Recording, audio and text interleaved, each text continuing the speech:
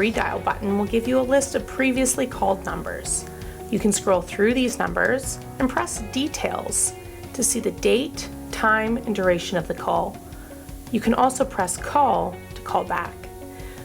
The white button with a phone acts as an exit button. You'll often see Exit or Back as a button on the screen, which does the same thing, bringing you back to the main page. If you're on a call and you press the phone button to go back to the main page, you will not disconnect your call. The button with 3 lines are your options. The only thing to concern yourself with here is Settings. Here you can adjust settings for your phone, audio, and your display. In audio, you can change sound settings, like turning on or off button clicks and error tones.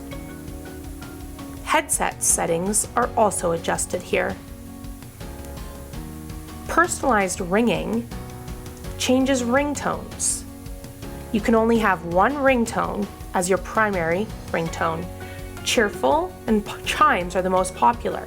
You can play, to preview, select, and save. I'll press back to get out of audio settings and move to the display settings. Here, you can adjust your display settings. There are a variety of different backgrounds and screensavers that you can choose from. You can preview the display,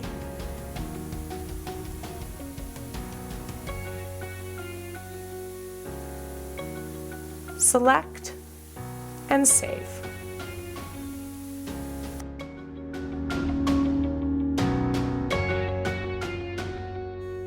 This is the Contacts button. When pressed, you open Contacts All. This is made up of personal contacts, external contacts, internal system user extensions, and different system hunt groups. When searching in all contacts, you can search all of these categories at the same time. To search, you simply begin to dial the name of the contact, and the system will narrow down your selections. You can view details of that contact and press Call to call them.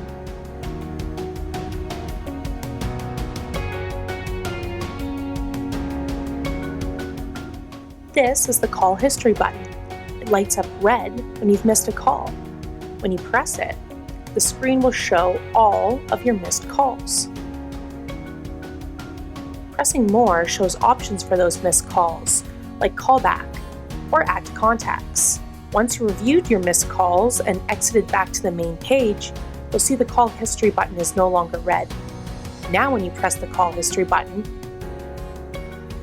the screen will display all call history. This encompasses missed calls, inbound calls, outbound calls, and you can narrow down to each of these categories by pressing the cursor button. More gives you more options. When highlighted on a call from your call history, you can add this into your contacts by pressing More and plus Contact. Don't forget to save.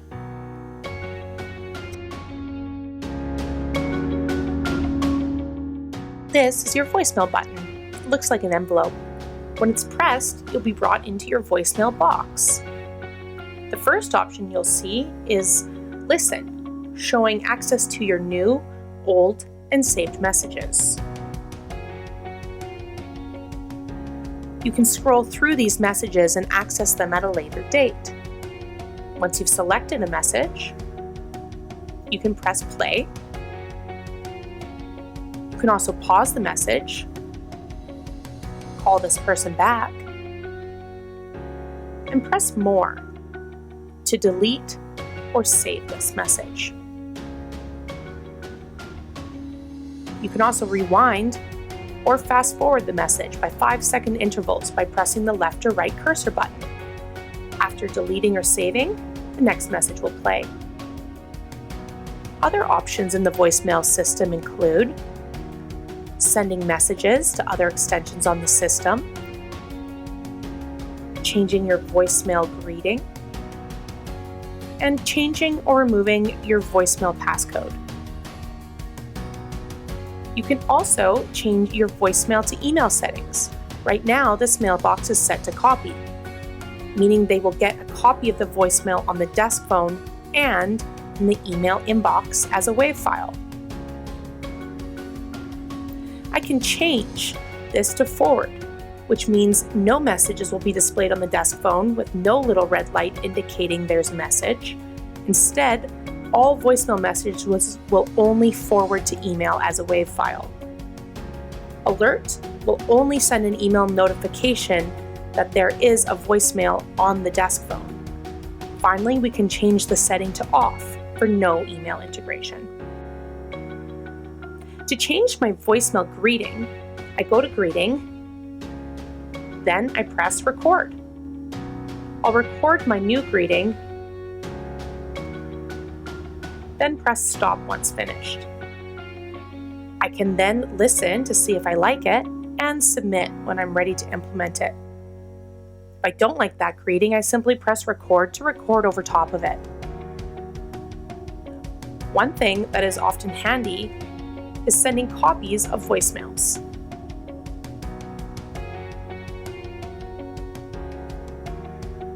When I'm listening to a message, I can send a copy of it to another user extension on the system by pressing More, then Copy. I can do a pre-recording to provide some background information on the voicemail. Then hit Stop. Now I can send this pre-recording and message to another extension by entering the extension if I know it, or I can press DIR to access the staff directory and begin typing the name of the person I wish to send the voicemail to.